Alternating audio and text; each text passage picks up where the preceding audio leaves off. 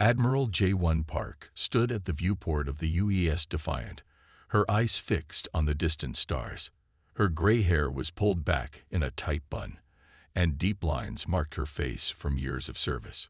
Through the thick glass, she watched as dots of light moved across the blackness of space. These were not stars. They were ships, alien ships, and they were coming toward Earth. "Any response to our messages, Commander Han?" Park asked without turning. Commander Han shook her head. Her fingers moved quickly over her control panel. "Nothing." "Admiral, we've tried all frequencies and all Earth languages. They don't answer." Park nodded slowly. She had expected this. The alien fleet had appeared 3 days ago near Neptune. Their ships moved faster than anything humans had built. They changed direction without slowing down. It was clear their technology was far beyond Earth's. "Keep trying," she ordered. "They must understand something." Lieutenant Kim monitored the communication stations nearby. His young face looked pale in the blue light of his screens. Everyone on the bridge worked quietly. The only sounds were the soft peeps of computers and the hum of the ship's engines. Park turned back to the viewport. First contact with aliens should have been humanity's greatest achievement. Instead, it felt like the beginning of their end. "Admiral." Lieutenant Kim's voice broke the silence. His words came out high and strained. "They've attacked Titan. The research base it's gone. All of it. No survivors." The bridge fell completely silent. Titan, Saturn's largest moon, had been home to over 3,000 people. Scientists, engineers, families, all gone without warning. Captain Munn, standing at Park's side, whispered, "Why would they do this? We posed no threat." Park didn't answer. Her dark eyes narrowed as she walked to the tactical display in the center of the bridge. The three-dimensional map showed the alien fleet's movements since their arrival. Though their technology was advanced, their formations looked familiar. "They'd move like a military force," she said quietly. "See how they position their smaller ships around the larger ones. How they maintain formation even at those speeds. These aren't explorers. This is an invasion force." She straightened her back. "Get me Earth Command. Now."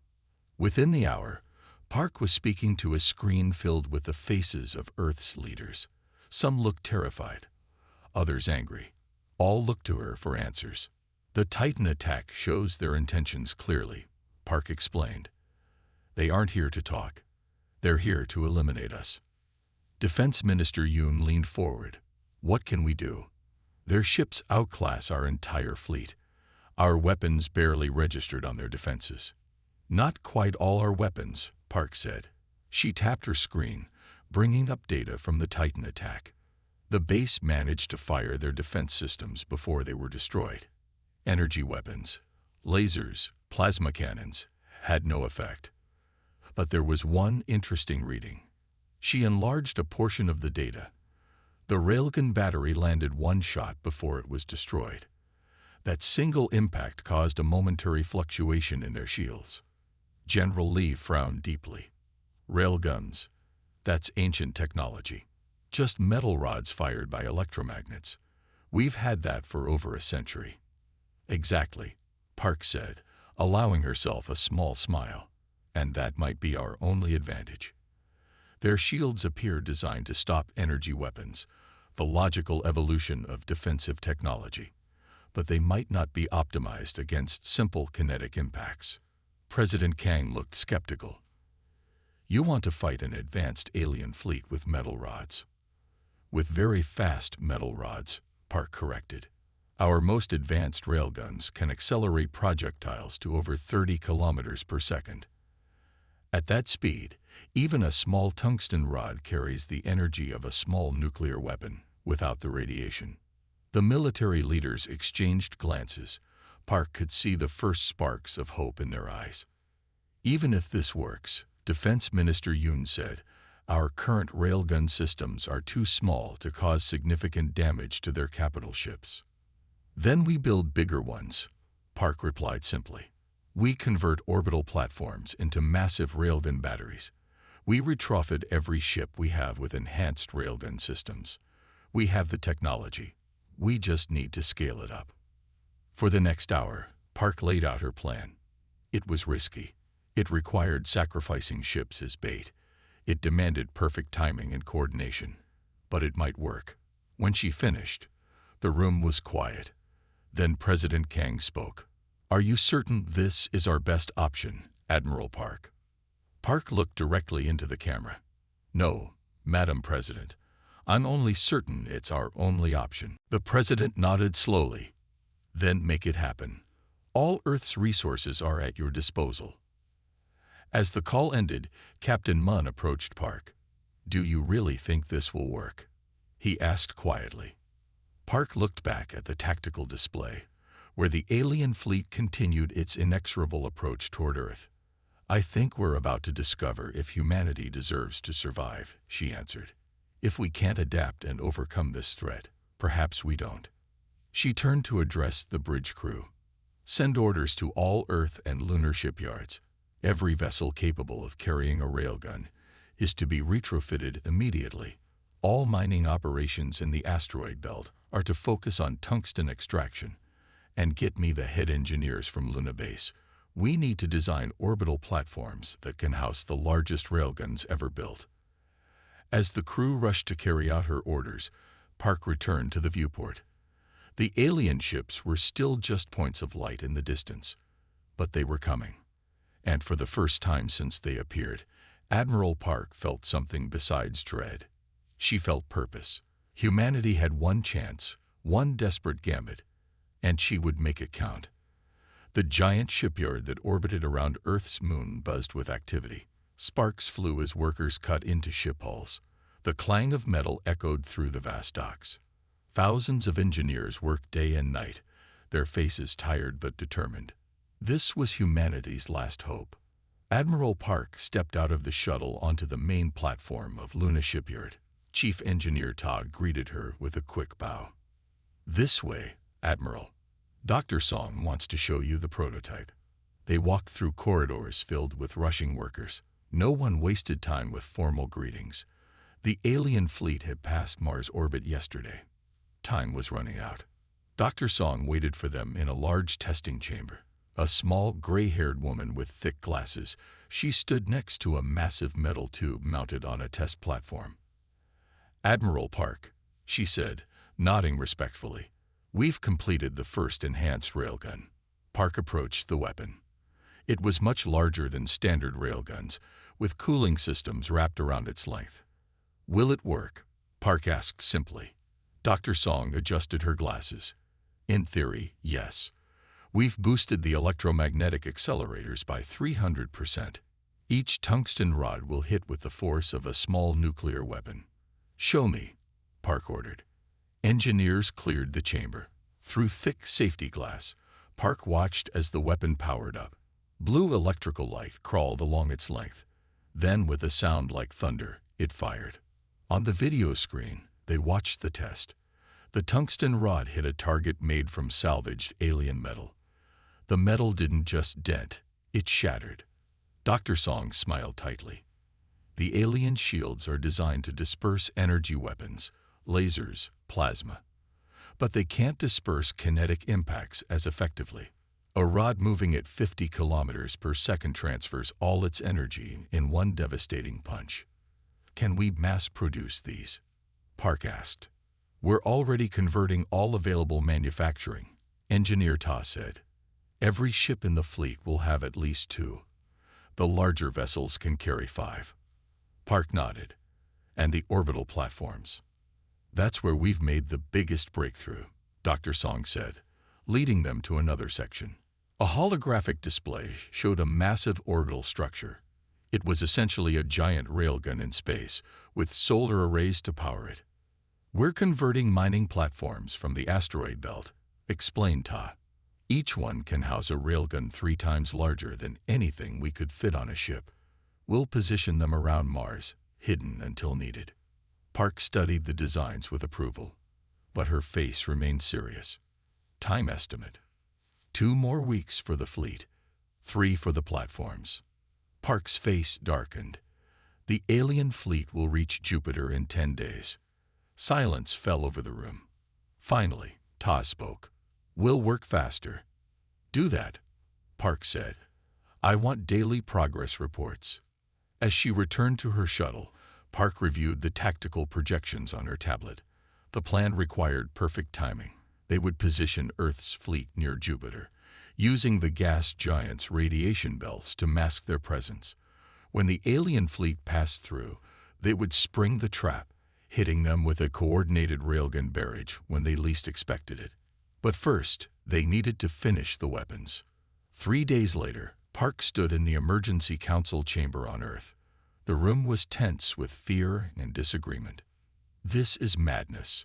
Defense Minister Yoon slammed his fist on the table. We should attempt communication again. Perhaps offer surrender terms. Surrender? General Min asked incredulously. You think they'll accept? We don't know because we haven't tried. Yoon shouted. Maybe they attacked Titan because they were threatened by our military presence there. Admiral Park kept her voice level. They destroyed Titan without warning, without any attempt at communication. The outpost sent peace signals until the very end. She brought up images on the main screen. Alien ships destroying civilian transport vessels that had tried to escape. This isn't about conquest, Park said quietly. It's about extermination. President Kang, who had been listening silently, finally spoke. Admiral Park, what are our chances with your plan? Park didn't sugarcoat it. Low, Madam President, but higher than 0, which is what we have if we do nothing. Yoon wasn't finished. We're talking about sacrificing ships as bait, sending good people to die. I will lead the attack personally, Park replied. The Defiant will be the first ship in. I'm not asking anyone to take risks I won't take myself. The room fell silent. President Kang stood slowly. Admiral Park's plan proceeds. Minister Yoon, you will provide all necessary support. Her tone left no room for argument. We've tried to communicate with these beings from the moment they entered our system. They've responded only with destruction. The next week passed in a blur of activity. Ships were retrofitted. Crews trained on the new weapons. Orbital platforms were positioned around Mars, disguised as mining operations. Park spent most of her time on the Defiant, reviewing the tactical plan again and again. Commander Han and Lieutenant Kim rarely left her side, finding flaws and fixing them. The bait ships will need to look convincing, Han pointed out. If the aliens suspect a trap, we'll use actual retreating ships, Park decided after consideration. Real ships, real crews, really running away, just not in the direction they think. The plan took final shape.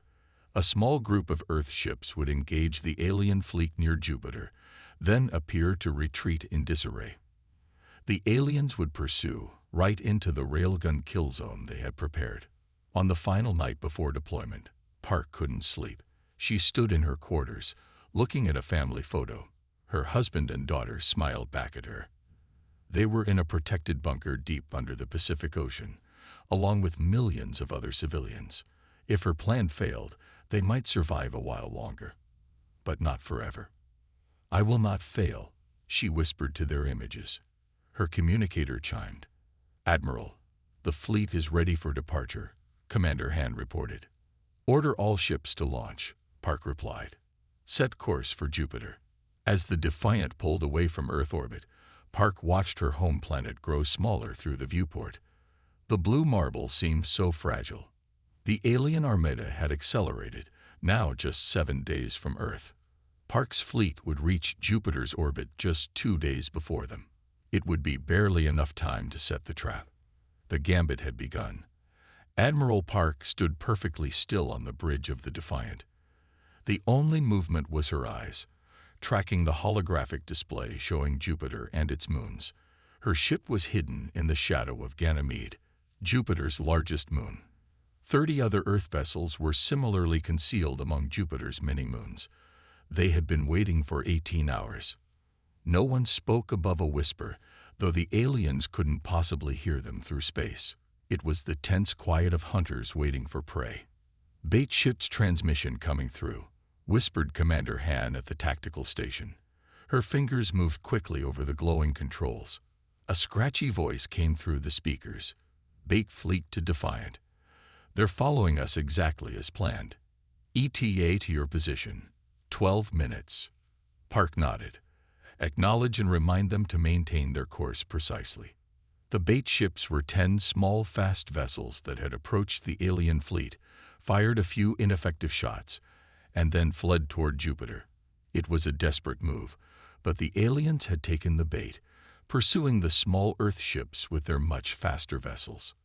"The aliens think they're chasing easy kills," Park said quietly to Captain Munn beside her. "Their arrogance will be their downfall." The bridge crew watched the tactical display as the alien ships approached. First came the small bait ships, engines burning at maximum. Behind them, the alien vessels moved with graceful precision, their formation perfect. "They're so confident they haven't even spread out to avoid an ambush," noted Captain Munn. "Pride before the fall," Park replied. She opened the fleet-wide channel. "All ships, prepare to fire on my mark. Target their propulsion systems first." The minutes ticked by slowly. Park's plan required precise timing. The bait ships needed to lead the aliens into the perfect position.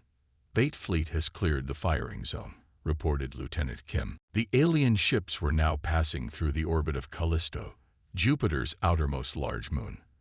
They were surrounded. Earth ships waited in ambush from every direction. "All ships," Park said calmly into the fleet comm. "Fire." From hidden positions throughout Jupiter's moons, Earth's ships unleashed their new weapons. Rails of electromagnetic energy accelerated tungsten rods to incredible speeds. There was no sound in the vacuum of space, but Park imagined she could hear the thunder of 30 railguns firing at once. On the tactical display, the results were immediate and devastating.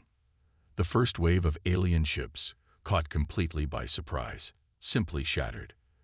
Their shields, designed to stop energy weapons, failed against the massive kinetic impact. 7 alien vessels were destroyed in the first volley.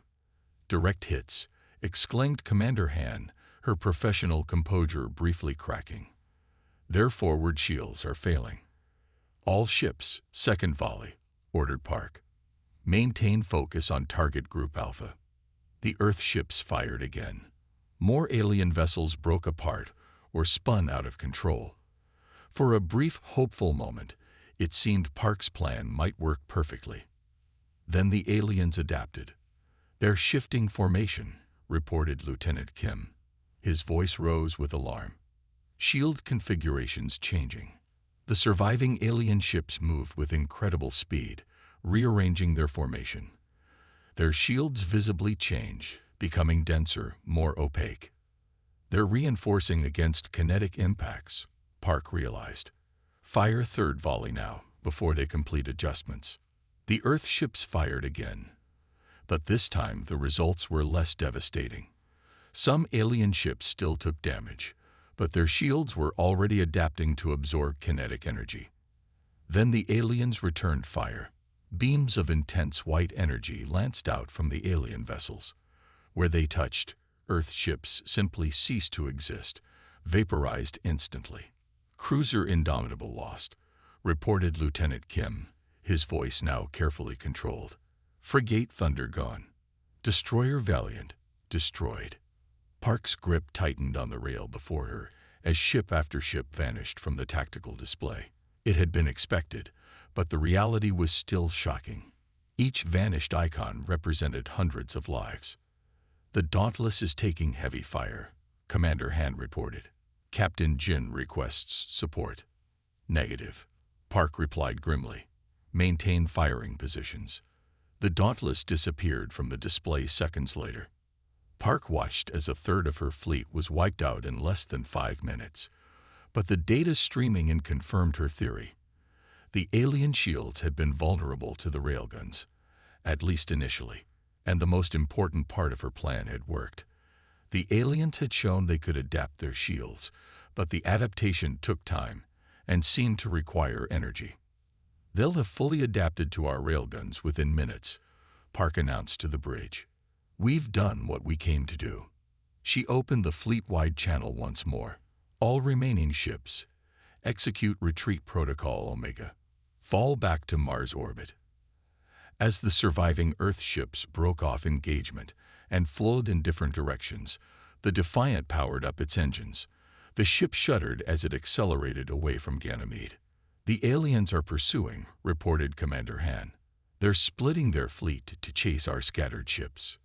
Good, Park said. That's exactly what we want them to do. Lieutenant Kim looked up from his station, face pale. Admiral, we lost 37% of our fleet in that engagement. I know, Park said quietly, and their sacrifice will not be in vain. The Defiant raced away from Jupiter, several alien vessels in pursuit. Behind them, the giant planet's radiation belts still concealed some of the greatest weapons humanity had ever built, weapons the aliens didn't yet know existed. Set course for Mars, Park ordered, and prepare for Phase 2.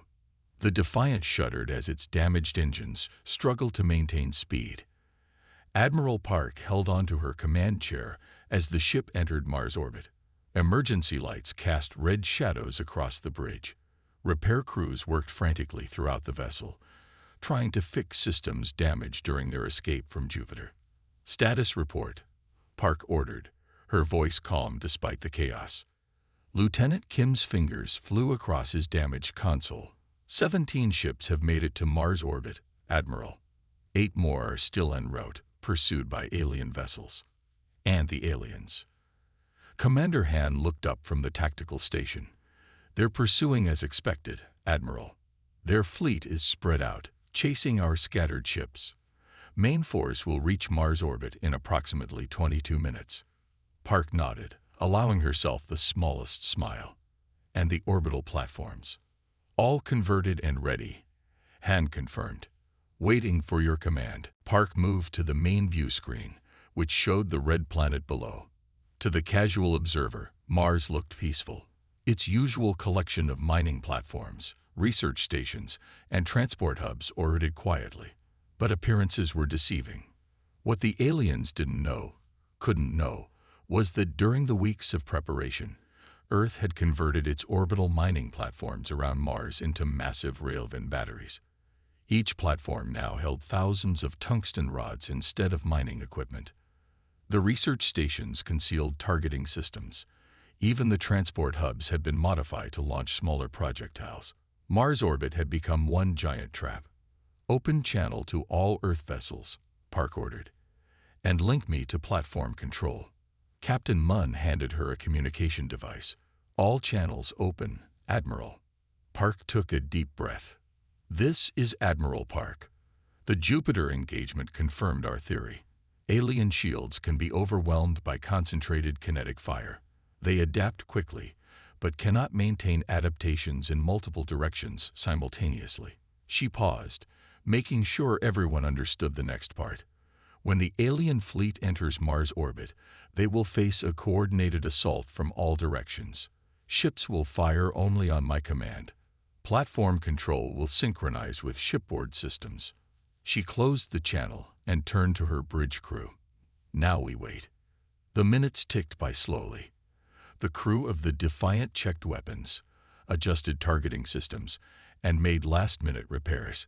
Park stood silently at the center of the bridge, watching the tactical display as alien ships approached Mars. First alien vessels entering Mars orbit, announced Lieutenant Kim. His voice was steady, but his hands trembled slightly. They're maintaining pursuit formation. The tactical display showed alien ships spreading out as they entered Mars orbit, still chasing the scattered Earth vessels. Their formation was looser now after the battle at Jupiter. They appeared cautious but confident. Park waited until the main alien fleet had fully committed to Mars orbit. The moment had to be perfect. All Earth ships, reverse course and prepare to engage, she ordered. Target spread pattern Alpha. The Earth ships suddenly stopped retreating. They turned to face their pursuers, engines flaring. The aliens hesitated, clearly surprised by this unexpected move. Their formation began to tighten defensively. Park waited 3 more seconds, then gave the order. All platforms, commence firing. All around Mars, what had appeared to be ordinary mining platforms suddenly came alive. Covers slid back to reveal massive railgun batteries. Targeting systems locked onto alien vessels. The first volley was devastating. From dozens of positions around Mars, the converted platforms unleashed their payloads simultaneously. Thousands of tungsten rods accelerated to incredible speeds, converging on the alien fleet from all directions. At the same time, the Earth ships opened fire with their shipboard railguns. The combination created a deadly crossfire that was almost impossible to escape. On the tactical display, Park watched as alien ships tried desperately to adjust. Their shields flared brightly as they attempted to block incoming fire from multiple directions. "Their shields are failing," reported Commander Han, excitement breaking through her professional demeanor. "They can't adapt to attacks from all angles." Alien vessels began to break apart as tungsten rods tore through hulls. Some exploded spectacularly. Others drifted, clearly disabled. The carefully coordinated alien formation fell into disarray. Platform Group 7 reports ammunition depleted, Lieutenant Kim called out. Groups 3 and 5 at 30% capacity. "Maintain fire," Park ordered. "Concentrate on their larger vessels." The orbital platforms continued their relentless barrage. Earth ships darted between larger alien vessels, firing at close range where alien shields were weakest. "Admiral." Commander Han's voice rose with excitement. "Their command ship is breaking formation. They're attempting to withdraw." Park moved quickly to the tactical station. The display showed a massive alien vessel, 3 times the size of the others, turning away from Mars. Several smaller ships moved to protect it as it accelerated. Park studied its movement for a moment. This was the alien flagship, the heart of their fleet. If it escaped, it would likely return with reinforcements. "Not today," Park said firmly. She opened the fleet-wide channel. "Defiant will pursue the alien command ship. All vessels capable of sustaining pursuit speed, form on my position. All others, continue engaging remaining alien forces." Captain Munn looked concerned. "Admiral, our engines are still damaged. Pursuit will push them beyond safe limits." "We only need them to work a little longer," Park replied. "Plot intercept course. Maximum speed." The Defiant's engines screamed in protest as the ship accelerated after the fleeing alien flagship. 6 other Earth vessels managed to match speed, forming a pursuit group. "Weapons status?" Park asked as they closed the distance. "Railguns at 63% capacity," reported Lieutenant Kim. 2 firing tracks damaged but operational." Park nodded. "Target their propulsion systems. We need to slow them down." As the Defiant and its small group of ships pursued the alien flagship away from Mars, the battle behind them continued. The orbital platforms had expended most of their ammunition, but the damage was done. The alien fleet was in chaos, their carefully coordinated formation shattered. Park watched the alien flagship growing larger on the view screen. It was enormous, its surface covered with strange patterns that seemed to shift and move. Even damaged, it was far more powerful than her entire pursuit group combined. But she had surprise and desperation on her side. And sometimes, that was enough. "All ships," she ordered. "Prepare for close engagement." The alien flagship was massive. It loomed in the darkness of space like a metal mountain. Next to it, the Defiant looked tiny and fragile. Admiral Park's pursuit group had caught up to the fleeing alien command ship, but now faced its full defensive power. Bright energy beams lashed out from the alien vessel. One struck a nearby Earth ship, cutting it in half instantly. Another beam grazed the Defiant, making the whole ship shake violently. "Shields at 20%, Lieutenant Kim reported. His voice remained steady despite the chaos around him. Red warning lights flashed across the bridge. Smoke rose from a damaged console. Admiral Park gripped her command chair tightly. She studied the tactical display with intense focus. Her remaining ships fired continuously at the alien flagship. Their railguns sent tungsten rods slamming into the alien shields. There, Park pointed at the display. Their rear shield is weakening where we've concentrated fire. Commander Han nodded. I see it, but the weakness is closing rapidly. They're redirecting power. Park made her decision instantly. Divert all remaining power to engines and forward railguns, she ordered. We're going through that gap. Captain Munn looked alarmed.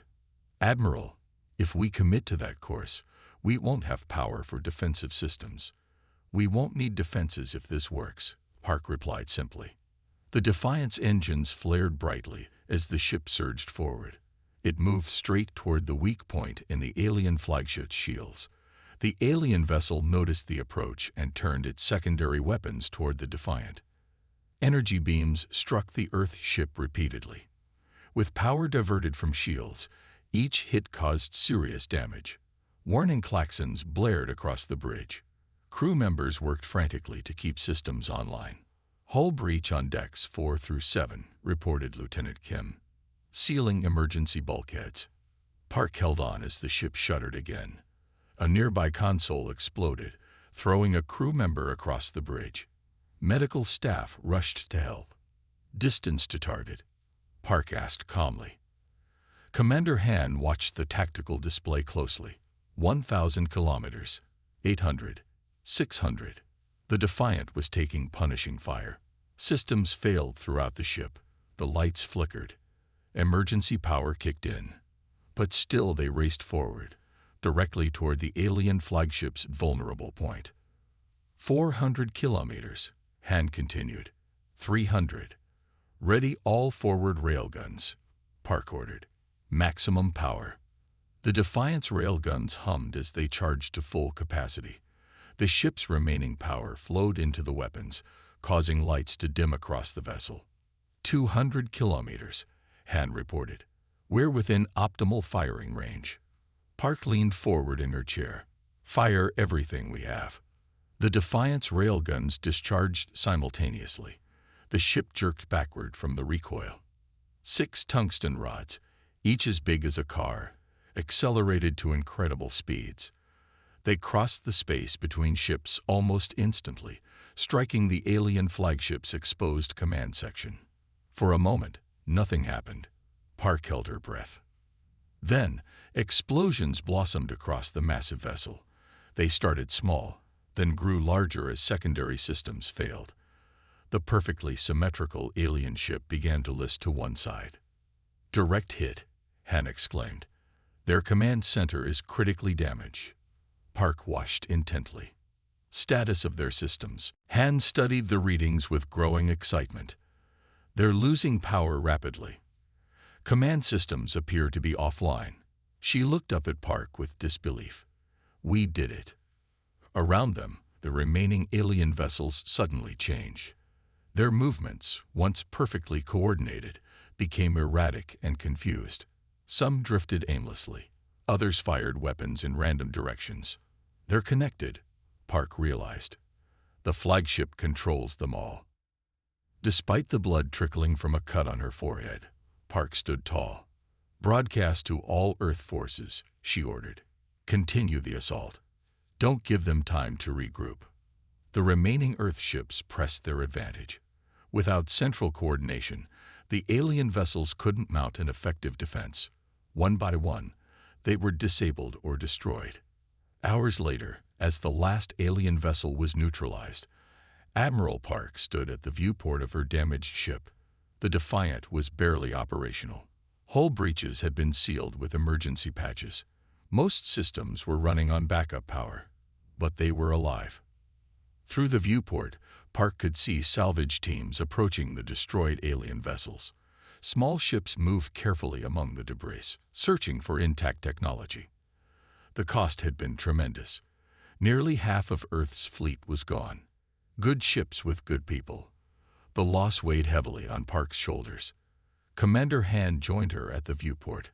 Her uniform was torn and dirty. A bandage covered a burn on her arm. What now, Admiral? She asked quietly. Park watched as a salvage team attached cables to a large piece of alien technology. "Now," she said, "we learn, and we prepare." Her eyes remained fixed on the stars beyond the salvage operation. "Because I doubt they came alone." Han nodded slowly.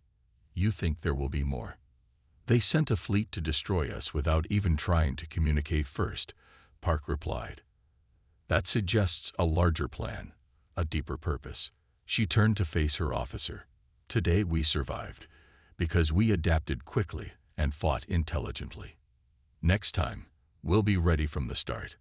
A message came through on Park's communicator. Earth was celebrating. The president wanted to speak with her.